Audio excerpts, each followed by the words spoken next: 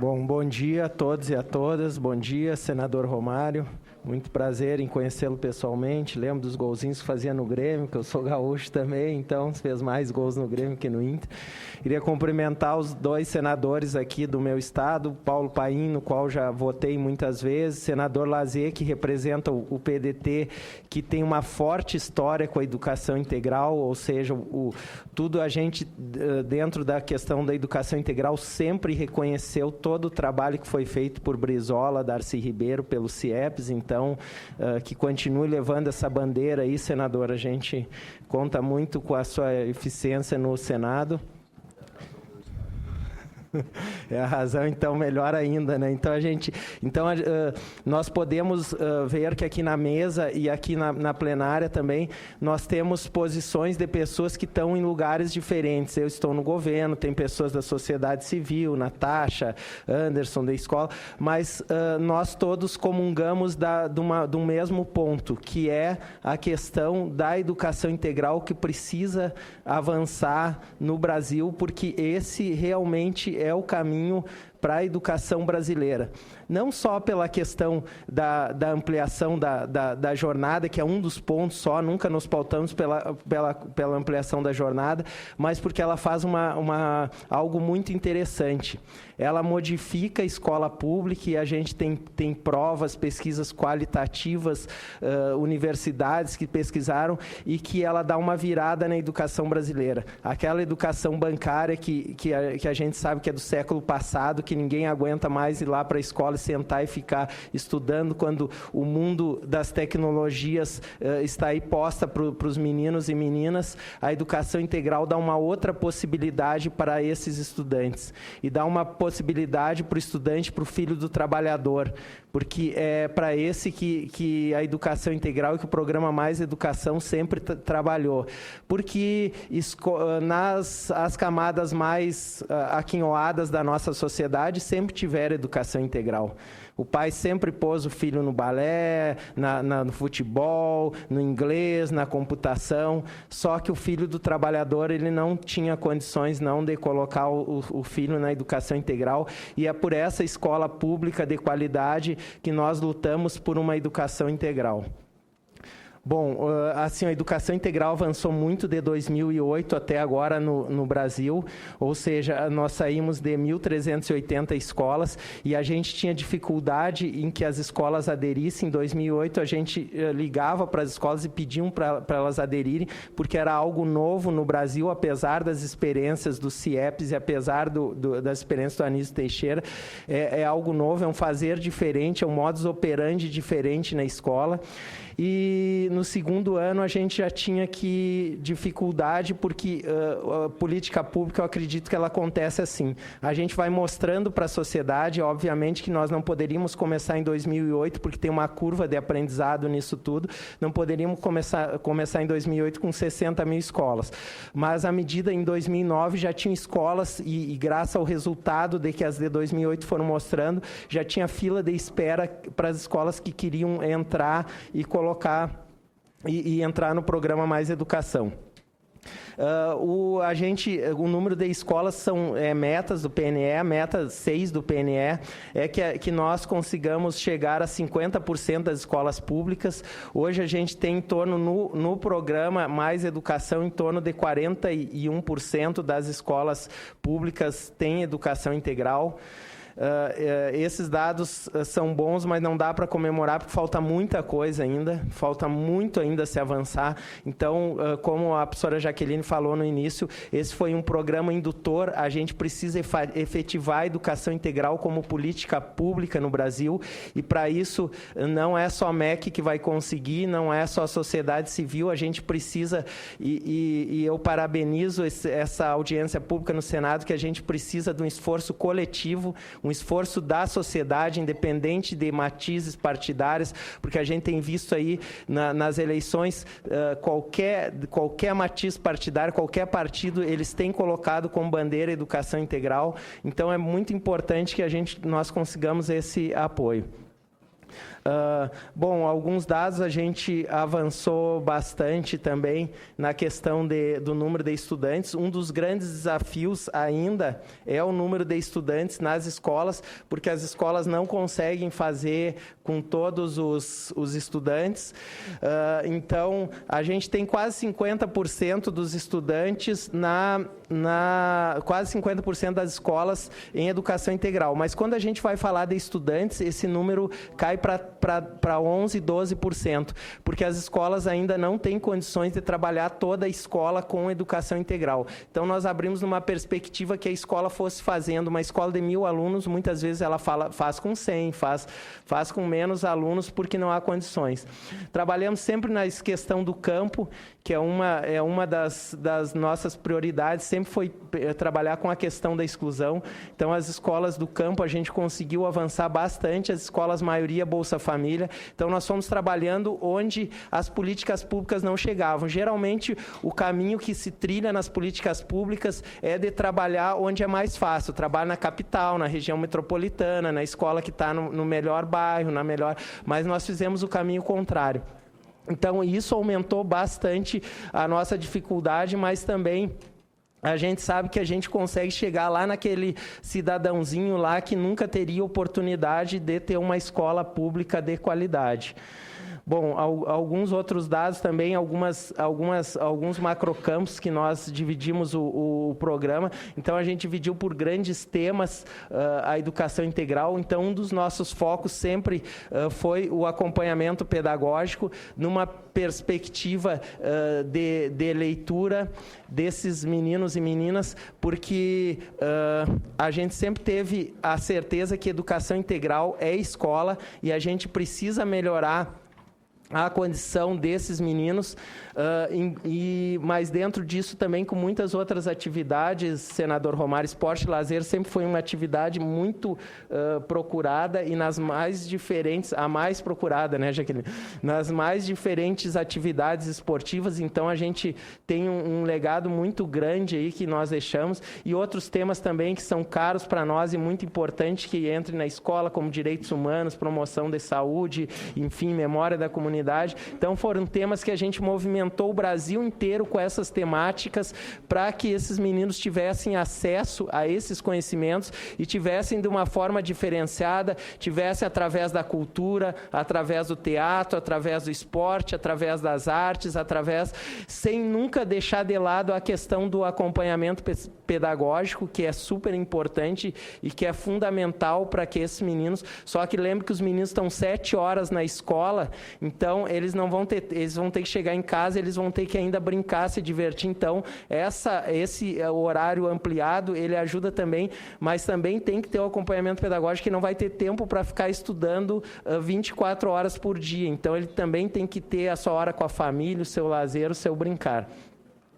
A gente tivemos vários avanços conquistados, e isso foi fruto de muita discussão, né, Jaqueline, de muita luta, de muita participação social. Natasha, Anderson, Sueli também pode dizer.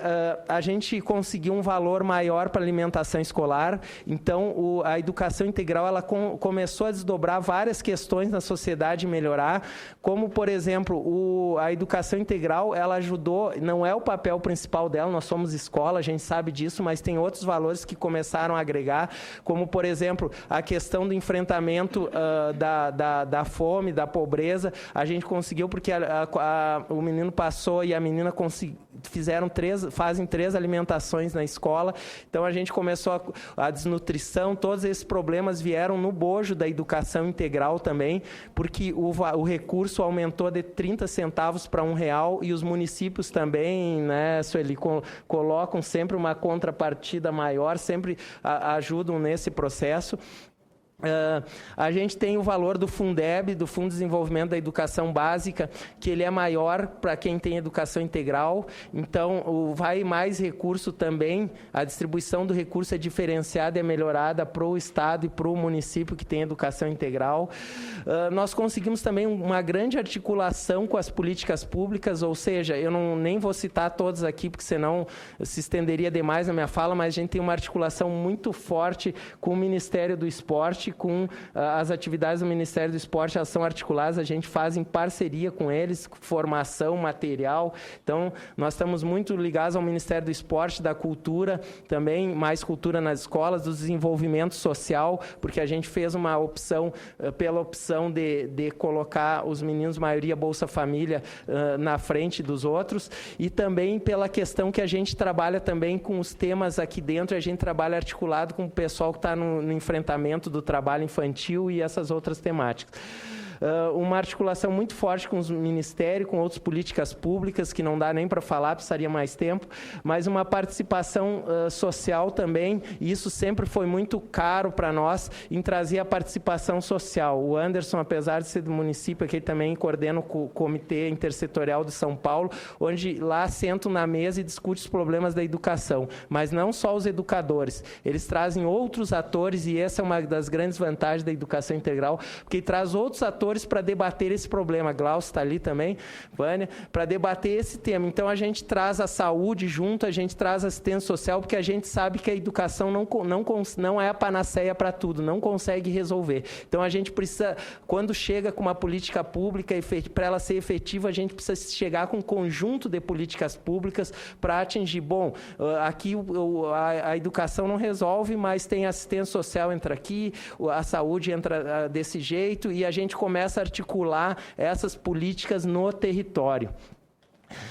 A gente tem um grande desafio, que nós fizemos uma expansão muito grande, e a gente sabe disso e sabe as limitações, que a gente tem que dar ênfase na qualidade das ações. Nós precisamos investir mais, e por isso a gente precisa do envolvimento da sociedade, de estados e municípios, porque nós aumentamos muito o número de escola, e fazer educação integral no Brasil não é uma coisa trivial, gente. Não é, a gente não tem, as experiências são esparsas, que pese todo o esforço. Brizola e Darcy foi a da maior escala no Brasil que a gente teve, e que eles são os nossos, eles têm os nossos cânones, o nosso conhecimento epistemológico, a gente bebe nele sim para basear, mas não é algo trivial, porque as escolas no Brasil nunca tiveram educação integral. Então, é um aprender a fazer novo. A educação integral no Brasil é um bebê ainda, tem 7 anos. Pelo programa Mais Educação, que é indutivo. Mas a gente precisa de muito mais, a gente precisa das universidades pesquisando, a gente precisa de formação, a gente tem N desafios nessa questão, que a gente vai precisar investir mais em educação integral para conseguir dar mais qualidade. Qualquer programa que vocês sabem, qualquer programa em política pública, quando ele dá escala, ele tende a perder qualidade. Então, a gente tem que resgatar também a qualidade, tem alguns desafios.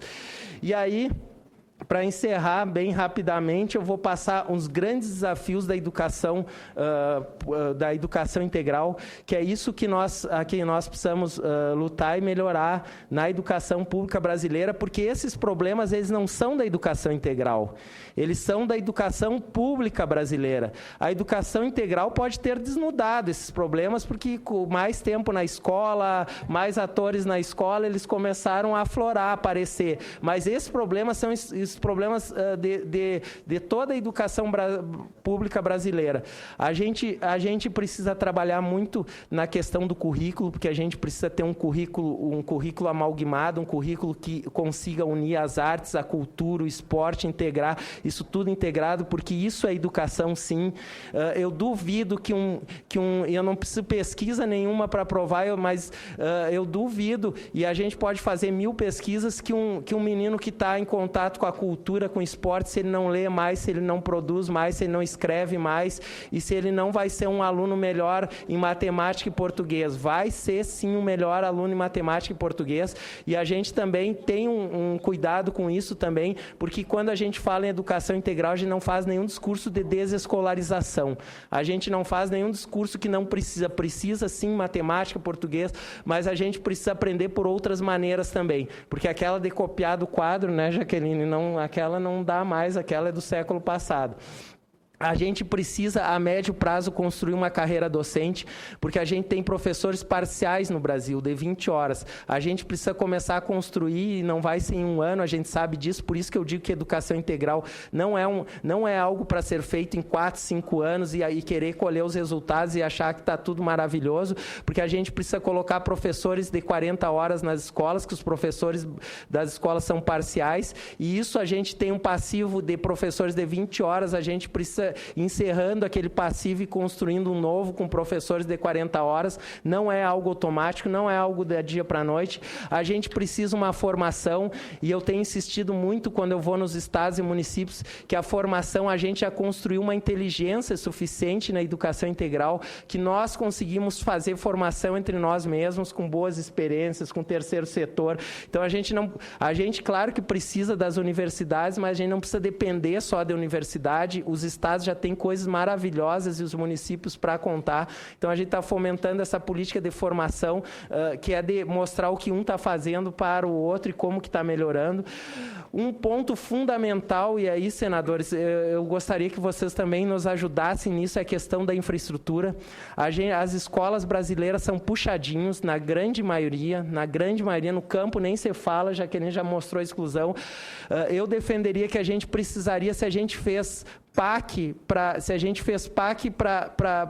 Minha Casa Minha Vida, PAC para a construção de casas, que é muito importante, é óbvio que o Brasil precisa disso, está na hora da gente fazer um PAC para construção de escolas. E é um PAC para 20 anos, é para o próximo governo e para o outro também, é um PAC, um plano que seja construído, porque o dia que a escola pública for uma escola que tiver um prédio arquitetônico bom, e que as pessoas vão lá e se espelhem como vão visitar os tribunais, em vez da pessoa ir visitar, vai visitar a escola, que é modelo, aí sim eu tenho certeza que a educação brasileira está sendo dada importância nesse país. E aí eu estou falando de estados, municípios, e estou falando de nós mesmos, governo federal, que a gente precisa também avançar. A última questão muito importante, a gente precisa sim melhorar a gestão dos nossos processos, porque recurso precisa ser bem aplicado e a gente não pode ficar concorrendo com programas, por isso a gente tem uma boa articulação entre os programas que tem nos ministérios e na ponta. A gente precisa melhorar a eficiência do recurso, a gente precisa melhorar a gestão, porque fazer educação integral é algo novo que requer processos novos, então a gente precisa de formação, mas a gente precisa de mais dinheiro sim para a educação. Não me venham com esse discurso dizer que a gente gasta mal o dinheiro. A gente precisa de recursos porque a gente tem um passivo educacional nesse país que é muito grande. E esse passivo rebate nas camadas mais pobres desse país. A gente, enquanto outros países já resolveram o problema do analfabetismo, já tem prédios escolares maravilhosos, a gente precisa de um grande investimento para recuperar esse passivo.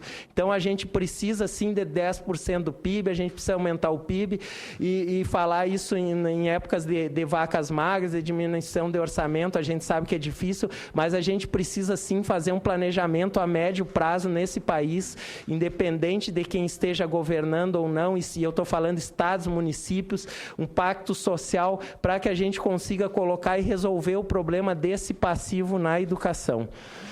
Por último, acho que a gente estava em sintonia, né, Jaqueline?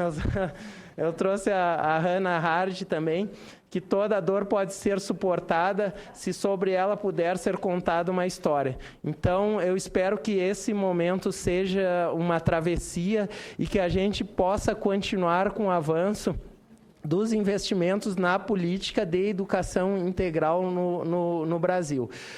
A gente construiu algo que tem um ineditismo, algo que é inovador, mas que ele também, eu coloquei para vocês todas as limitações desse modelo. A gente precisa avançar, porque ele não é uma panaceia, ele não vai resolver todos os problemas, a gente precisa trabalhar articulado. Mas a gente colocou uma solução possível e viável, sim, para a educação pública brasileira, que não é trivial, não é fácil, tem um aprendizado, tem um amadurecimento, tem algo que a gente precisa desenvolver, a gente precisa se desenvolver nisso, mas que é uma solução possível, sim, e que está aprovada e que a gente tem que melhorar essa proposta. Bom, era isso. Obrigado.